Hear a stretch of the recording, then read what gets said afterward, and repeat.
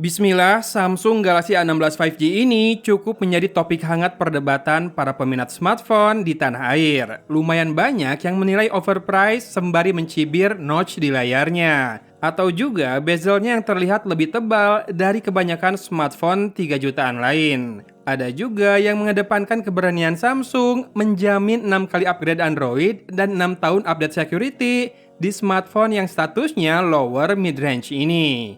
Keduanya punya poin masing-masing yang patut diambil intinya untuk jadi bahan utama pembahasan saya di video kali ini. Iya, saya rasa urusan software update masih banyak diremehkan konsumen smartphone di Indonesia. Padahal itu menunjukkan seberapa besar tim development di balik suatu brand loh. Saya sendiri beberapa kali kecewa ketika unbox smartphone di tahun lalu dan ternyata masih menggunakan Android 13 tanpa ada update juga setelahnya. Percayalah, biaya software development itu tidak murah ya. Dan jangan percaya sama orang yang bilang sistem informasi ini dan itu bisa selesai dalam 2 pekan doang. Iya, dan One UI menurut saya jadi custom UI Android yang paling matang, lengkap dengan ekosistem yang cakupannya lebar, dan jadi salah satu yang terdepan dalam masalah security.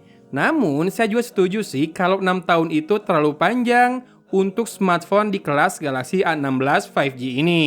Menurut hemat saya pribadi, 4 tahun sudah sangat ideal kok. Dimana dalam 4 tahun ke depan, bisa saja smartphone-nya sudah rusak secara hardware, baterainya drop misalkan, atau performanya sudah nggak bisa menjalankan berbagai software yang pastinya lebih baru dan serba AI mungkin nanti. Nah, selisih cost dari 2 tahun upgrade-nya boleh dikompensasikan untuk penyesuaian harga, atau boleh juga bonus original casing dan screen protector. Iya, saat ini 2 hal tersebut membuat kita perlu ekstra budget saat membeli smartphone ini.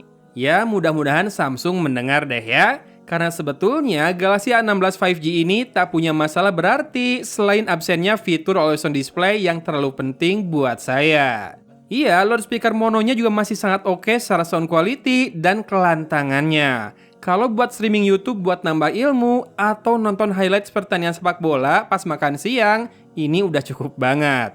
Toh kalau mau main game, saya selalu mengandalkan penggunaan TWS earphone. Nah, mumpung sekalian bahas game, Dimensity 6300 ini performanya sudah enak kok kalau buat PUBG Mobile dan game dengan grafis menengah lainnya.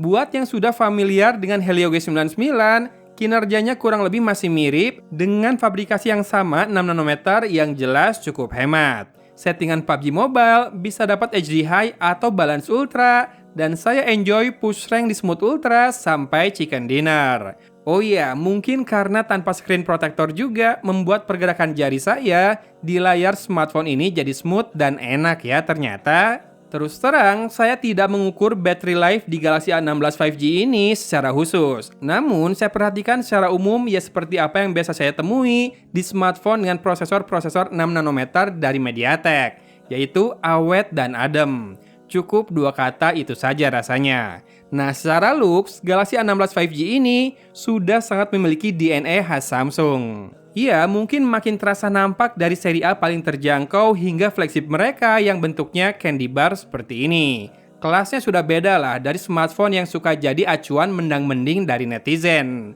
Ya, ini kece, slim, dan juga membawa prestisi pastinya. Jadi, selanjutnya saya mau bahas kameranya saja. Untuk foto dengan kamera utama tidak ada masalah. Sensor 50 megapiksel ini makin fleksibel digunakan dengan kemampuan in-sensor zoom 2 kalinya. Sekali lagi, fungsi lossless zoom ini akan tetap tajam jika digunakan dalam kondisi cukup cahaya. Di low lights, rasanya quad pixel binningnya lebih diperlukan untuk meningkatkan kemampuan penyerapan cahaya deh. Kalau tidak, lebih baik dibantu dengan night mode saja. Soalnya performa low lights-nya di mode auto rasanya masih butuh banyak peningkatan.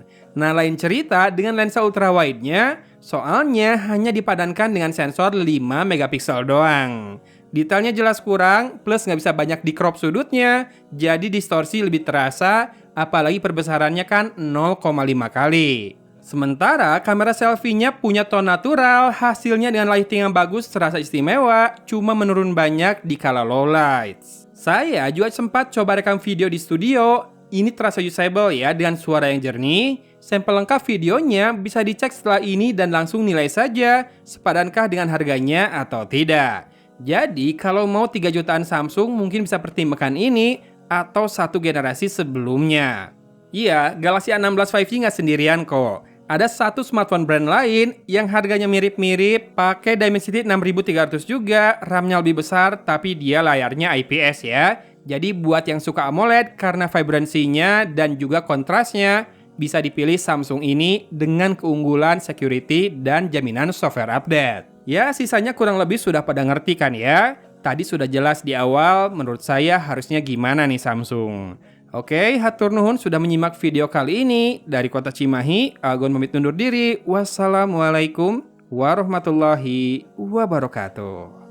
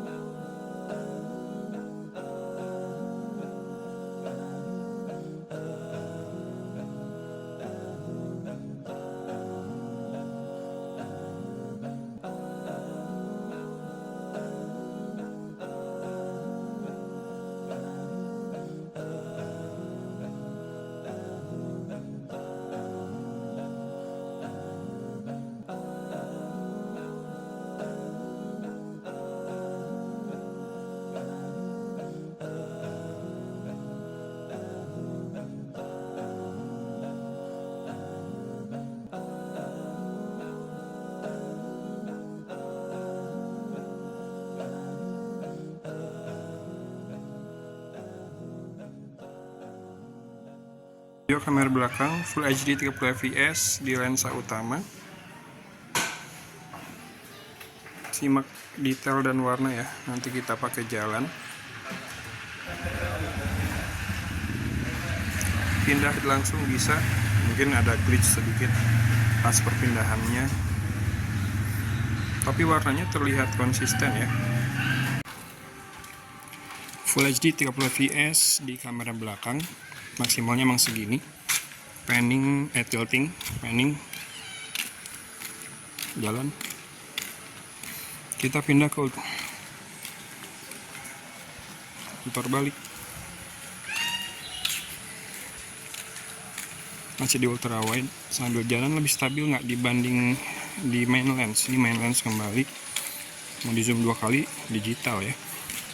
Ultra wide lagi.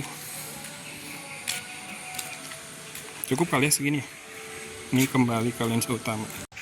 Ya, ini contoh perekaman dengan kamera depan kalau di luar ruangan ngadep backlight kayak gini, sama tuh ada noise abang roti lewat ya. Sekarang kita coba kalau nggak ngadep backlight. Oke, pelan-pelan. Ya, lihat tuh warnanya tadi rada terlalu kuning, terlalu menyala. Sambil disemak stabilisasinya juga ya. Ini kalau cahaya dari pinggir, jadi ini dapat shadow. Audionya disimak ya, sambil stabilisasinya juga. Backlight lagi. Nah, ini dia contoh perekaman video dengan kamera depan Samsung Galaxy A16 5G Full HD 30 fps di dalam sebuah ruangan dengan cahaya ala studio. Suara juga di sini suasananya hening, jadi harusnya optimal di jarak 40 cm dari wajah saya ke kameranya. Ke mikrofonnya juga sekitar segituan. Gimana untuk smartphone harga 3 jutaannya Samsung segini kepake nggak buat bikin facecam, buat roll video kayak gini? Boleh komen ya.